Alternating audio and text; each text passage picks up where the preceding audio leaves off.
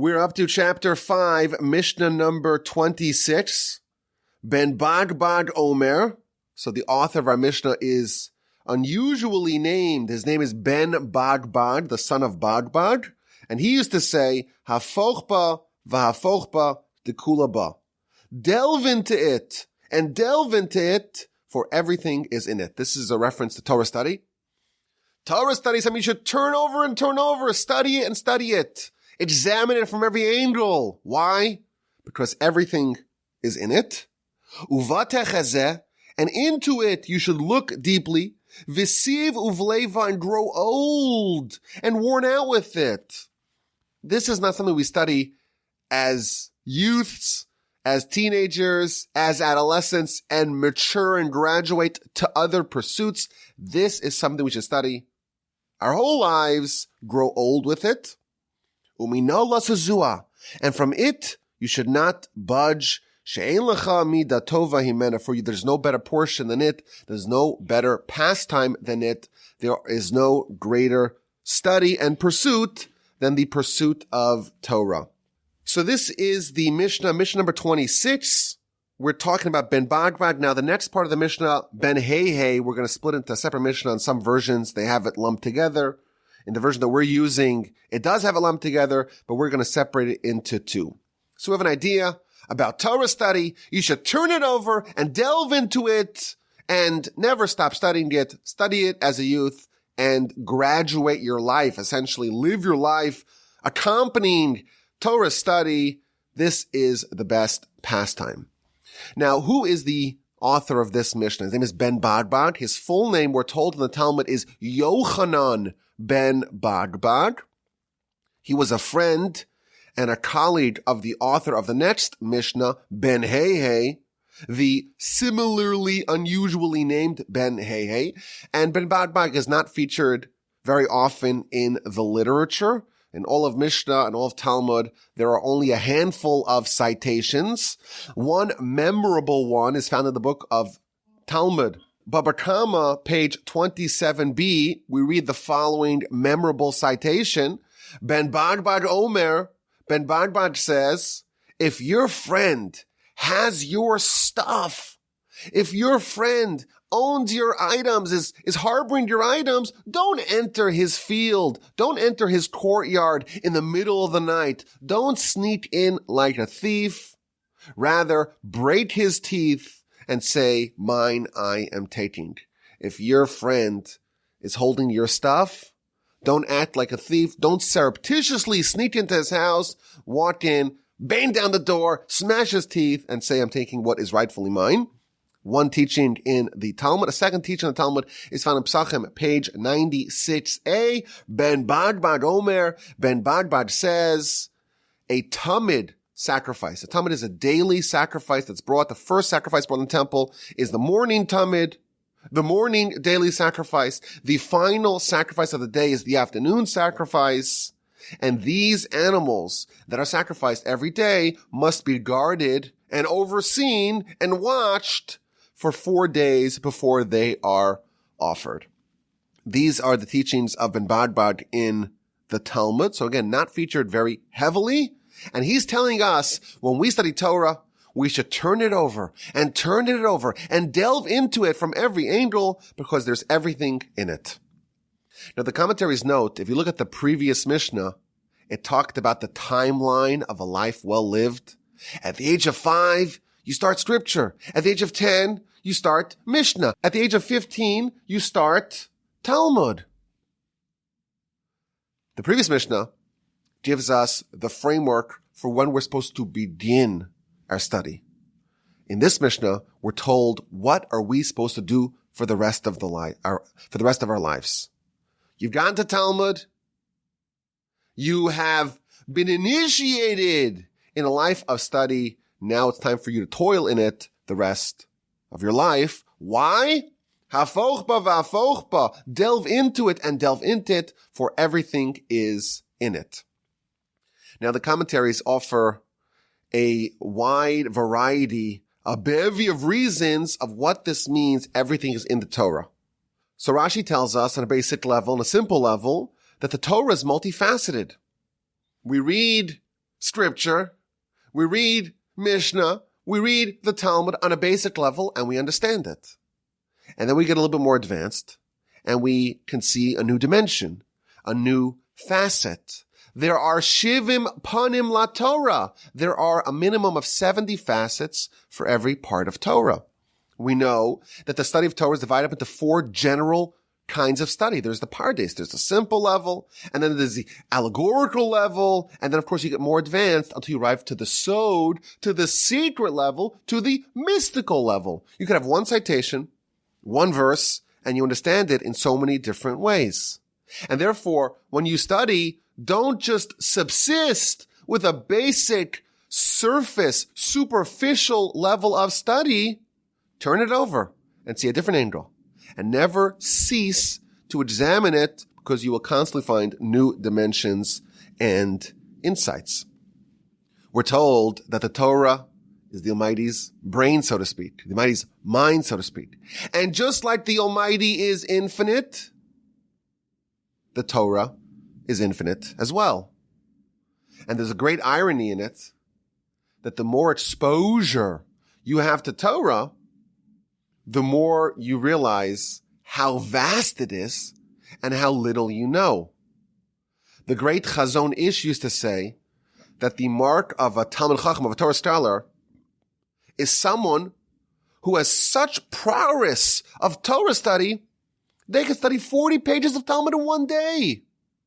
Now, if you've ever had the great pleasure and privilege to study Talmud, you know that to study 40 pages of Talmud in one day is a gargantuan accomplishment. So what's the mark of a great Torah scholar? Someone who can study 40 pages of Talmud in a single day. But that's not all. A great Torah scholar should be able to spend 40 days on a single page of Talmud. If you're studying with great intensity and you're plumbing the depths of Torah, you will realize that there is so much. You could spend 40 days on a single page of Talmud and you're not wasting your time. There's so much depth. Turn it over and you can always find something new. This year we started the 6th cycle of the Parsha podcast. And every year I have some listeners that say, you know what, Rabbi, we've covered the Parsha. We know the Parsha. Move on to other pursuits. Maybe do a Talmud podcast or a Mishnah podcast. And you know what? We probably should do that. But I always like to say that the Torah is infinite. And just because we studied one angle the previous year, it doesn't mean that we've exhausted Torah. Every year, we could try to find something new because there's an infinite amount of wisdom in every part of Torah. And again, the great irony is that the people who know the least amount of Torah, they are certain that they are experts. This is like the Dunning-Kruger effect on steroids. The less you know, the more you think you actually know. But the more you know, the more you realize how little, in fact, your true grasp of Torah is. The Talmud tells us that someone once insulted Rabbi Akiva by telling him, you're not so special. You're like a shepherd. You're a simpleton. You're a shepherd of livestock. So Rabbi Akiva responded, oh no, I'm not like a shepherd of livestock. Big animals. I'm a shepherd of a flock. Small animals. And the commentaries explain that this is not simple humility. What this person was telling Rabbi Akiva was, you're the greatest scholar in the land. You're one of the greatest scholars of all time. You know Torah that even Moshe doesn't know. Even Moshe didn't understand and didn't comprehend. But nevertheless, Torah is infinite. And therefore, compared to what Torah really is, your knowledge is like that of a simpleton, an ignoramus, a shepherd of livestock. And Rabbi Akiva responds, no. Torah is even vaster than that. And therefore, my knowledge, comparative knowledge, relative to what Torah actually is even less. Not because I know less, but because Torah, in fact, is greater. So if Torah is so vast, a simple, cursory, surface study is insufficient. You have to study it and then delve deeper and then delve deeper and turn it over and turn it over because everything is in it. Now the Ruach Chaim, he gives a different idea.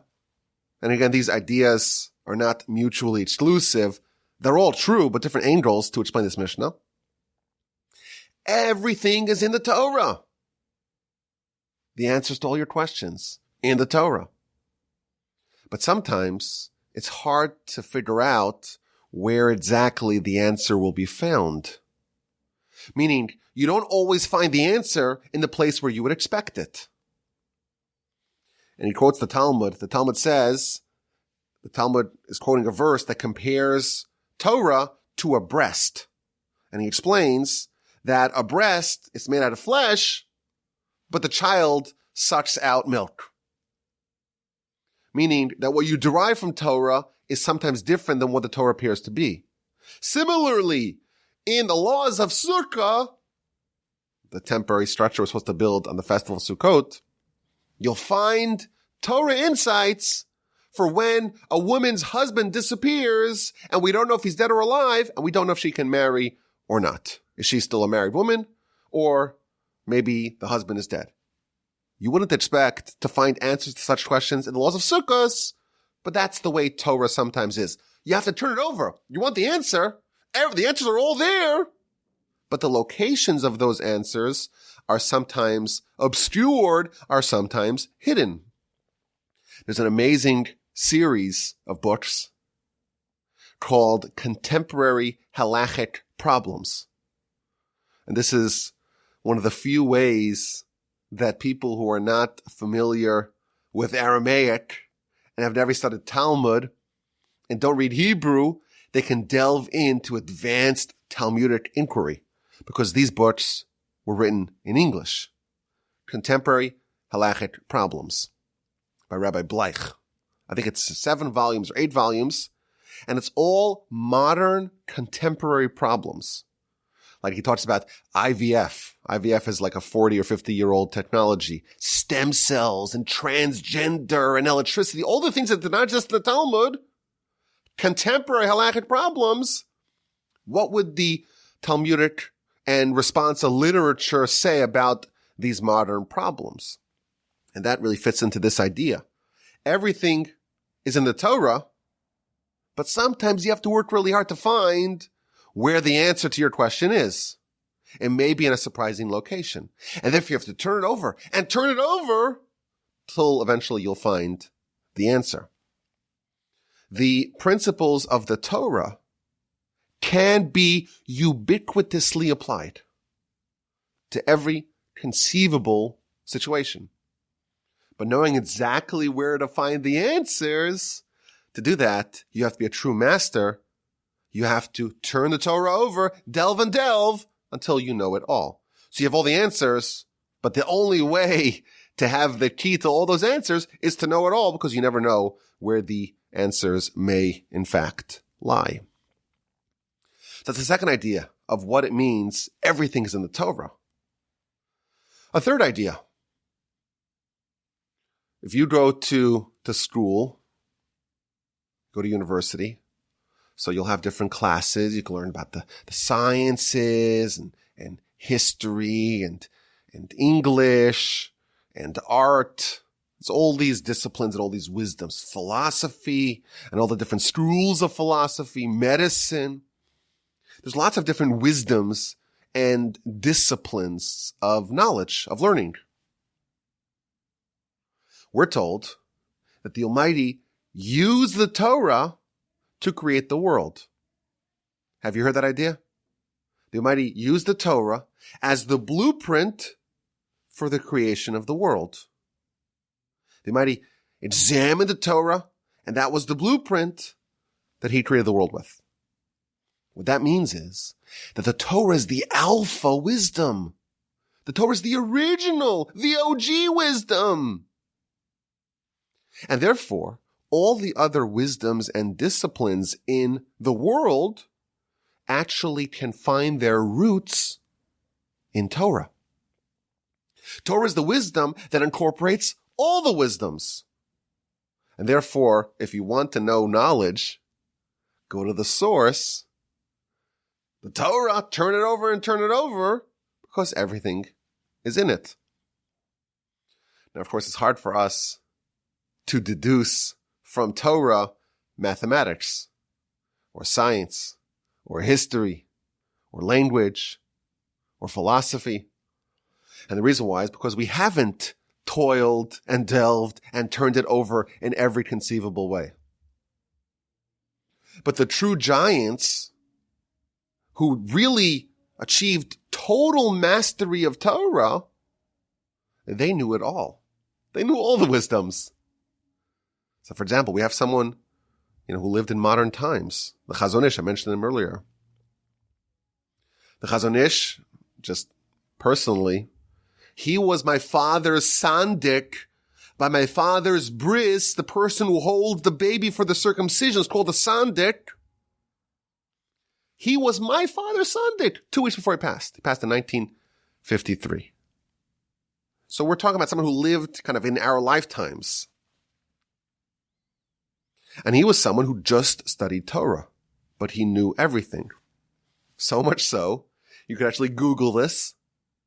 There was a child who had a brain tumor, and it was inoperable, and the mom came to the Chazon Ish, and the Chazon Ish drew a diagram of a brain and a line of how exactly to actually perform that surgery. And again, someone like that didn't study anatomy and medicine by dissecting a cadaver. It all came from Torah. If you study Torah in the same way that he did, with the same diligence and commitment for 50 years, for 80 years, you too will be able to deduce how to do brain surgery. And you'll know the principles of math and science, etc., from Torah. Going back a couple hundred years, we have the Gaon of Vilna. The Gaon of Vilna was an expert in absolutely every discipline of wisdom of the world. All the maths and all the sciences and all the pharmacology and medicine, he knew it all. And he studied nothing aside from Torah. I think, how the brain actually works and how to manipulate it and pedagogy, how to raise children and pupils and charges, and what to do when things are a little bit off, and how to manipulate things and psychology. That is what we call Musar. Musar is the Torah's psychology. And it's way better than what you learn in med school. Everything is in the Torah. Moreover, even history is in the Torah. And even events that happen subsequently are also found in the Torah. This is an amazing idea I'm about to share with you. The written Torah has been in our hands for 3,300 years. Moshe gave us, before he passed, written Torah. And there have been no updates in thousands and thousands of years. Nevertheless, we believe, and we'll talk more about this in a second, that all future events that happen subsequently are also foretold in the Torah. And let me give you an example. The Talmud in the book of Megillah, on page 7a, it's recording a dialogue that happened between Queen Esther. So when's that? That's between the first and second temple era. We're talking about 800 years after the Torah's been written, right? Long time after Torah's been written. A dialogue between Queen Esther and the Sanhedrin. And Esther's making a pitch that Purim, the festival that marks the miracle of Purim, be established. And the book of Esther be added to the canon, to the biblical canon. And there's a whole back and forth being recorded in the Talmud of what the arguments were. And she says, Kavuni ladoros, establish me and my story 4 generations. This was a miracle, but let's not make this a discrete, isolated miracle. Happened once in history and forgetting about it.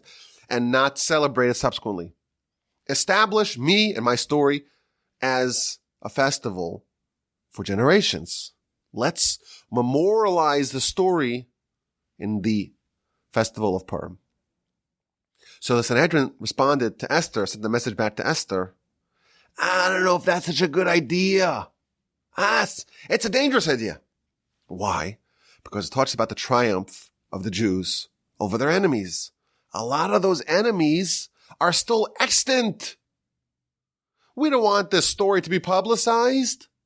What's going to be when our enemies read about this story and they're going to want to get revenge? Maybe it's better to just keep it hush-hush. So Esther responded back, well, the enemies, they already know the story. The story is already told in the chronicles of Persia and Media. It's well known worldwide. It's okay. It's not like we're telling them things that they don't know.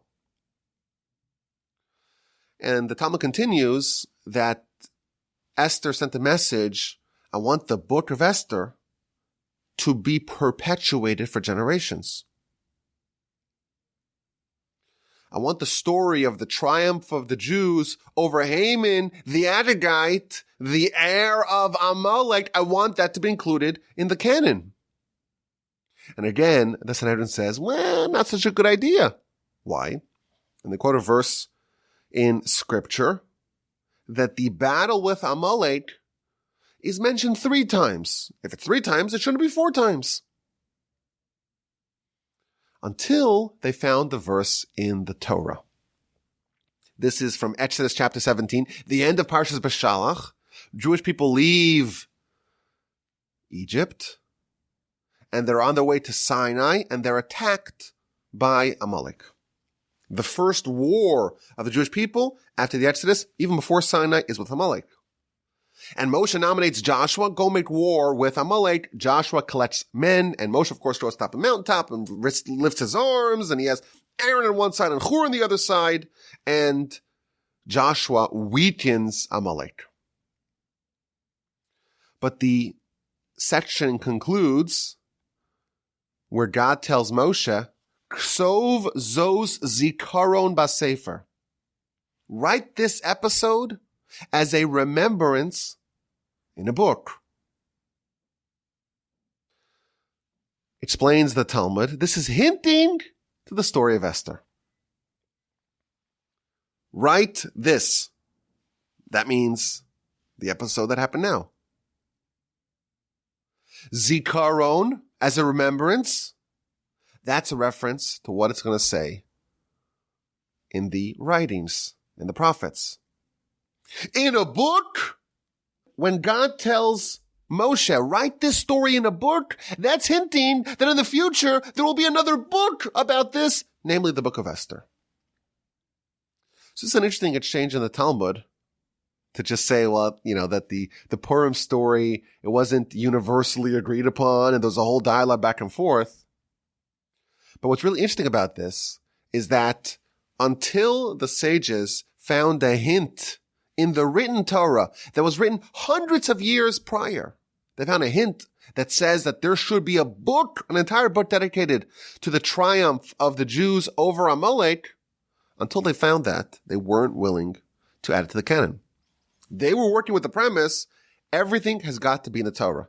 And therefore, if you're going to write a new book and include that book in the canon, and that's the book of Esther, the book of the triumph over Amalek, there's got to be some sort of reference to it. And once they found it, indeed, they added the story of Esther, the book of Esther, into the canon. Similarly, the Talmud elsewhere, the book of Chulin, page 139b, tells us that the major players of the Purim story are all found in the Torah. Where does Haman appear in the Torah? Says the Talmud, that is referenced in the story of Adam and Eve consuming from the tree. Where does Esther appear in the Torah? That too is found when the Torah tells us, Va'anochi hastir astir panai, I will cover my face. Hastir is similar, the same root as Esther. That's where Esther's hinted to in the Torah. And where's Mordechai hinted to in the Torah? That is in the Torahs.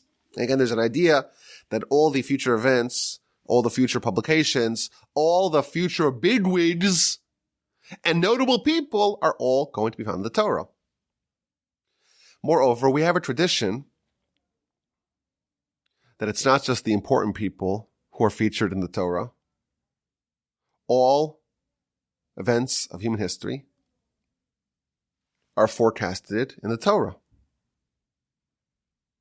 Now, the idea of the Torah being like a microcosm of all of human history, that idea is found in a lot of different ways. So, for example, the Gaon of Vilna says that in the first word of the Torah, Bereshis, you find hints to all 630 mitzvos.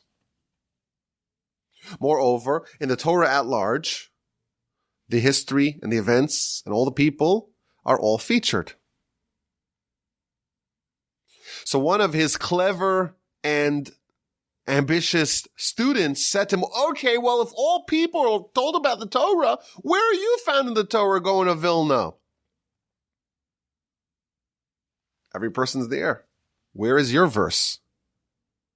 So he responded by quoting the verse in the end of Parshas Kiseitse that talks about the kinds of stones and measurements that a person has to have. If you're selling a pound of bananas, you can't give the consumer 0.98 pounds. You have to have a weight, a measure that's precise.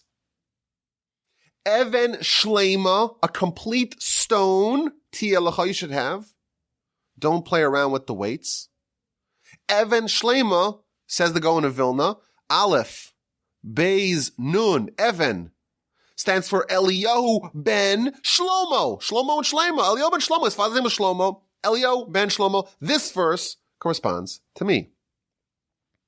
Now I'll tell you a secret. Listen to this.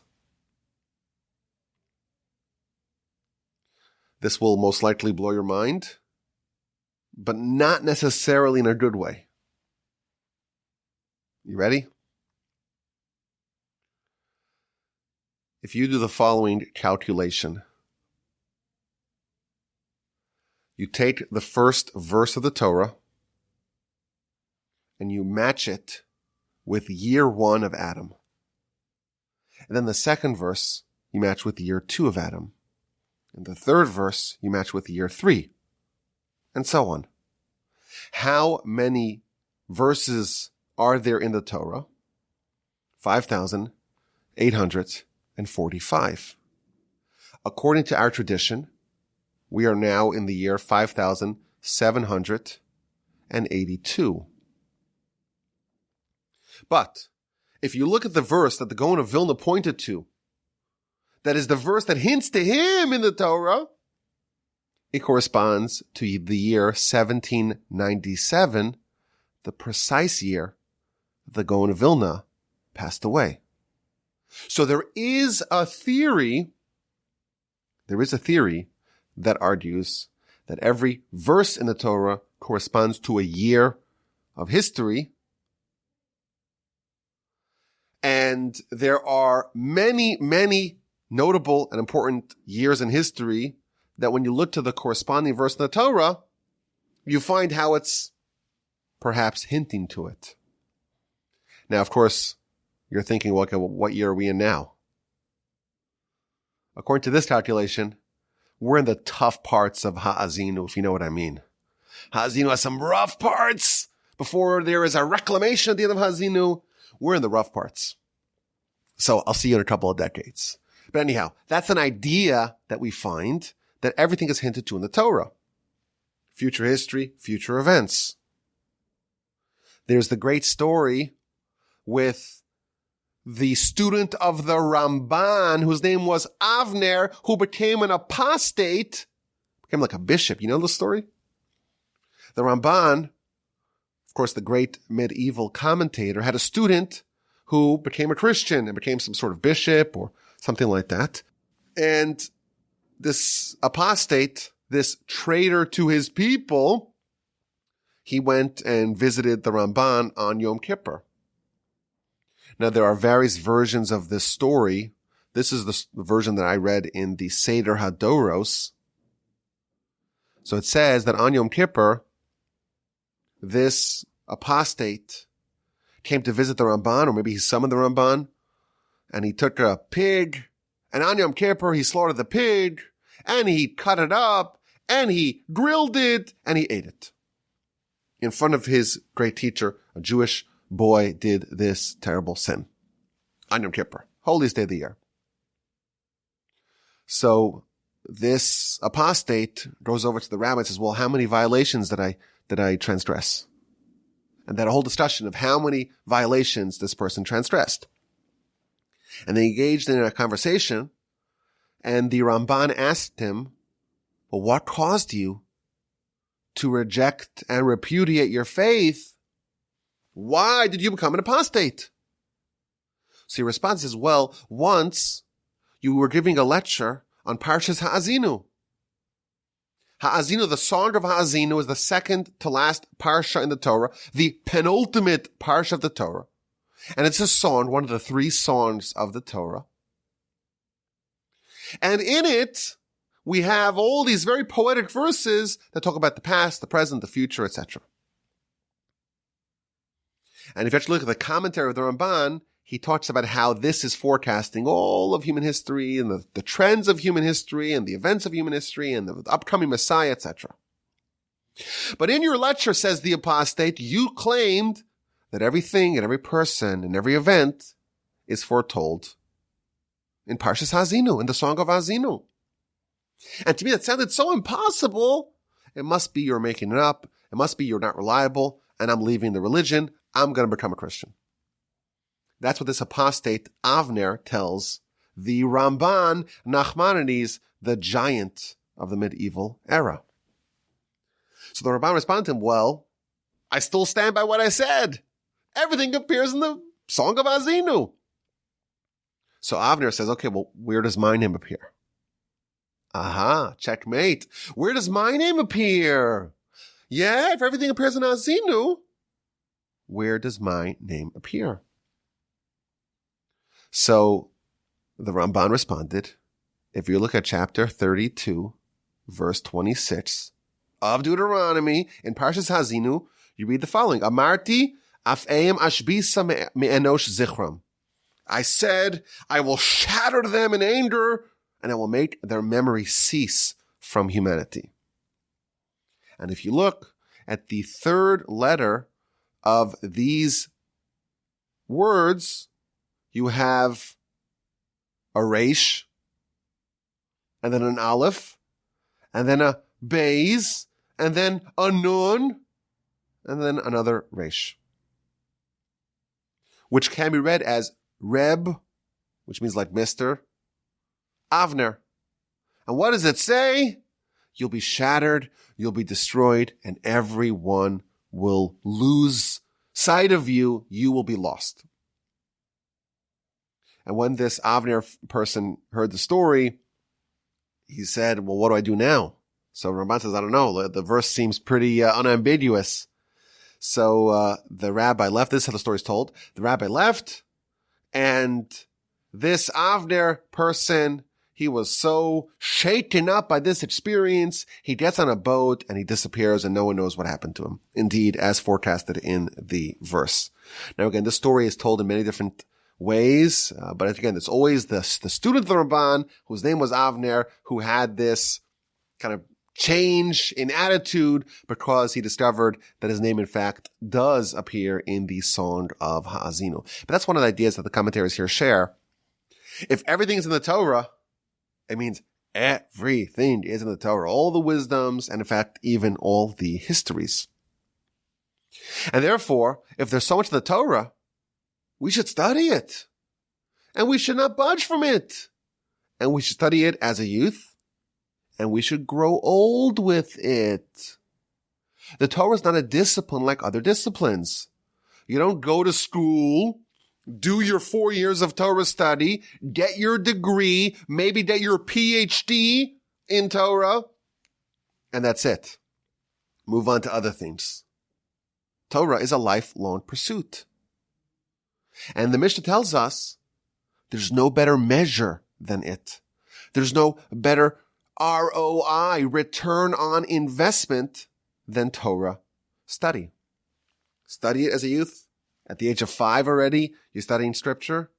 Mishnah, Talmud, your whole life, spend it with Torah because there's nothing better. Now, there's a very interesting comment here from the Chassid Yavitz. He says that if you look at this, kind of the structure of this Mishnah, you're supposed to study Torah and then grow old with it. And there's everything in Torah, and therefore you should delve into it and turn it over and turn it over. And through it, uba techez, and through it you shall see. So the way he understands this Mishnah, a very creative reading of this Mishnah, if you want prophecy, if you want to see, if you want to become a visionary, a seer, study Torah with great diligence. Everything's in the Torah, and the way to connect to the Almighty is via Torah, and the way to become a prophet is through Torah. Through it, you will see. And then he adds something very interesting. Grow old with it. And the way he explains this is that in our history, we've had many great prophets who were very young and precocious. And he quotes, for example, Samuel and Jeremiah. You don't need to be old to be great in Torah. You already become a seer at a young age and grow old with Torah once you already have that vision. What I found very interesting is that you don't need to have, so to speak, a lot of time in Torah for it to make a big impact within you. And there's nothing like it. There's no measure like Torah. There's no exchange rate between Torah and any other domain, discipline, or wisdom. Let's say you study Torah already, and you've studied it a lot. Maybe now you should spend your time, the commentaries posit, with other wisdoms. What about Greek philosophy? Isn't that worthwhile? This Mishnah is telling us no. There's no exchange rate. Even if it's the 100th time that you're studying the same piece of Torah, it is more beneficial to you than the first time you are studying some other discipline or wisdom. What an amazing Mishnah here, courtesy of Yochanan ben Bagbag. Everything's in the Torah. Turn it over and turn it over. Delve into it. There are so many layers and depths and nuances in it. It has the answers to all your questions. You just have to work really hard until you know where to find those answers.